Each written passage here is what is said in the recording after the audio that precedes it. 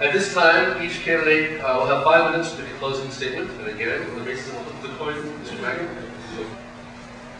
And you know, I don't have some 5-minute rah-rah closing statement to give to you.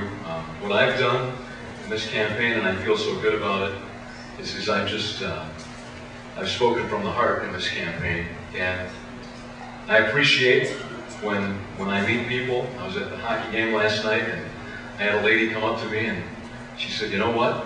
She said, "I've never voted for a Republican before, but I can see in the things that you've said in the television commercials that they were not scripted, that you were just speaking from the heart."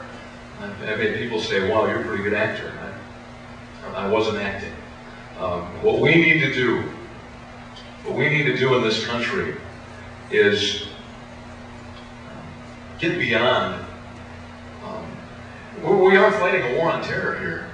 There's no question about that. When people will strap explosives onto their own children, we're fighting a war on terrorism. When we see Canada, which is really held back, has not really participated aggressively in the war on terror, and yet we see that over this past summer that they were targeted.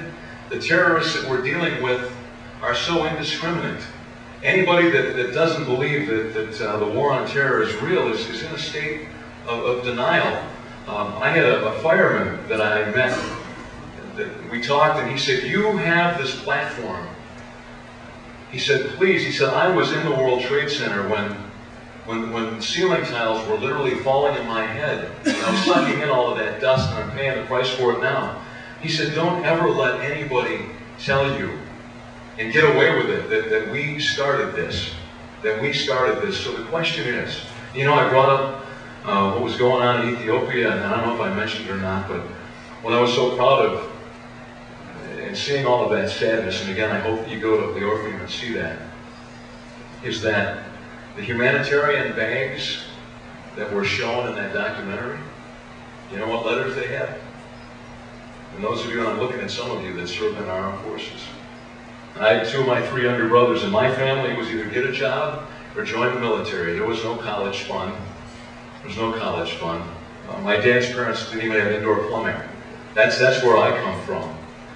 And I'm hoping to have an opportunity now to follow in the footsteps of my 2 younger brothers and serve our country.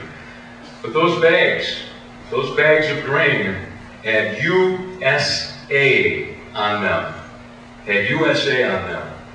And just like that firefighter said, don't let people apologize to the United States of America. We are so qualified to be the world leader. We are the United Nations, because this nation is a giant mosaic that's all woven together, this fabric of people, that every ethnic and religious persuasion that has ever graced this earth, we are represented here. So everything that we do in this country, everything that we do, I can't believe that didn't happen earlier, everything that we do, and thank you so much for your attention, if I can just say that. This has been a great audience. You've all turned your cell phones off.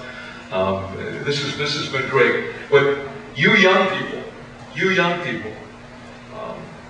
I want you to celebrate the fact that you're Americans, and that we will continue to lead this world, and there's never been a nation more qualified. And what we need to do, if we're going to fight this war on terrorism, we've got to stop fighting with ourselves. I hold up Joe Lieberman as a great example of a political figure that I hope he's known as the conscience of the Senate. This man, as you know, was the Democrat nominee, vice presidential nominee, just a few short years ago in 2000. And yet, because he did not toe the line with his party, he was thrown under the bus by his own party, members of both parties. There are some Republicans that would like to throw me under the bus because of some of my views. But you know, we need to elect people that'll call them as they see them and let the chips fall where they may. And about a month ago at a Wisp Politics luncheon, when my opponent stopped herself in mid-sentence and said, "Uh-oh, I better do a better job of towing the party line."